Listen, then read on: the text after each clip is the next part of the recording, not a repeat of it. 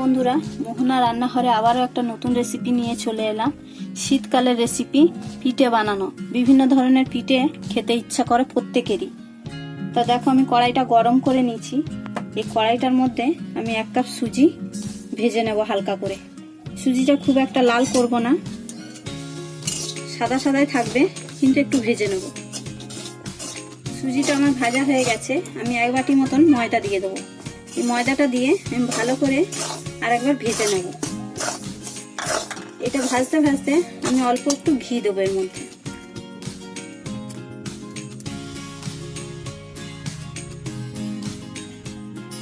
আমি ঘি দিচ্ছি, তোমরা চাইলে সাদা তেলও দিতে পারো। ঘি দিলে খুব সুন্দর একটা সেন্ট ছাড়ে। দেখো, আমার সুজিটা আর ময়দাটা ভাজা হয়ে গেছে। এই ডোটা আমি এবার দুধ দিয়ে তৈরি করে নেব। দুধটা আমি আগে থেকে গরম করে নিয়েছিলাম। দুধটা এর মধ্যে আমি ঢেলে দেব। তোমরা চাইলে জল দিয়েও ডোটাকে তৈরি করতে পারো, কারণ দুধ দিয়ে করলে খেতে বেশি স্বাদ হয়। ওই জন্য আমি দুধ দিয়ে ডোটা তৈরি করছি। ডোটা তৈরি হয়ে গেছে। আমি এবার কড়াই থেকে নামিয়ে নেব। দিয়ে আমি ভালো করে এটা হাতে করে মেখে নেব। এইভাবে মেখে নিতে হবে। যদি দুধ লাগে তাহলে অল্প অল্প দুধ দিয়ে একটু নরম করার মতন মেখে নিতে হবে। যেমন আমার দুধ লাগছে, আমি অল্প অল্প করে দুধ দিচ্ছি আর নরম করে মেখে নিচ্ছি।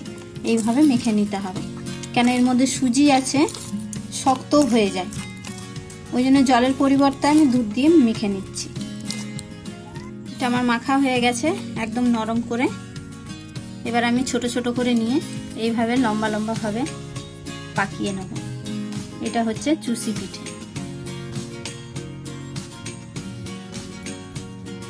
যতটা ছোট হবে ততটা কিন্তু দেখতে ভালো লাগবে, কেন চুষি পিঠেটা ছোট ছোটই করতে হয়।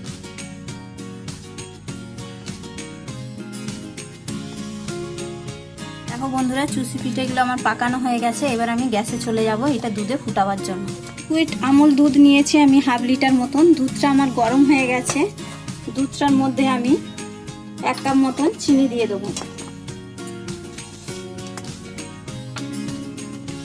দুধটার মধ্যে আমি এলাচ 2 দানা ফাটিয়ে দিয়ে দেবো।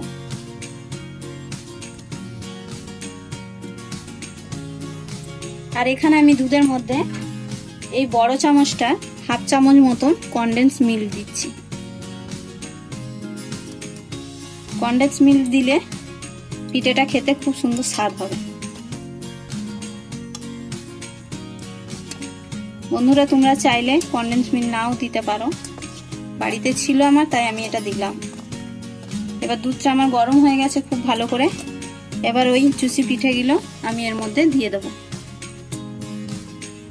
দুধটা ফুটবে, তার মধ্যে এটা দিয়ে দিতে হবে। কেন খুব একটা যেন গ্যাসটা লোতে থাকবে না, যেন মিয়ে মিয়ে না হয়, তাহলে কিন্তু পিঠেগুলো ভেঙে যাবার সম্ভাবনা থাকে। টকবক টকবক করে ফুটবে, তখনই নামিয়ে নিতে হবে। 2 দানা মতন আমি কেশরের দানা দিয়ে দেবো। কেশরটা এই জন্য দিলাম, কেশরটা দিলে খুব সুন্দর সেন্ট বেরোয়। আমার পিঠেটা দেখো বন্ধুরা হয়ে গেছে। আমি পিঠেটা এবার নামিয়ে নেব। আমি অনেকটা রস রেখেছি দুধে, কেন এটা একটু ঠান্ডা হয়ে গেলে টেনে নেবে। তোমরা রস রাখলে কমও রাখতে পারো, আমি একটু বেশি রেখেছি। বন্ধুরা দেখো, পিঠেটা কত সুন্দর হয়েছে, একটা পিঠেও কিন্তু ভাঙেনি। বন্ধুরা, এই পিঠেটা আমি বানিয়েছি সম্পূর্ণ চালের গুঁড়ি ছাড়া, সুজি দিয়ে আর ময়দা দিয়ে। তোমরা কিন্তু একবার বাড়িতে অবশ্যই এই রেসিপিটা ট্রাই করবে। এই ভিডিওটা যদি তোমাদের ভালো লাগে, ভিডিওটাতে একটা লাইক করবে, চ্যানেলটাতে সাবস্ক্রাইব করবে আর কমেন্ট করে জানাবে।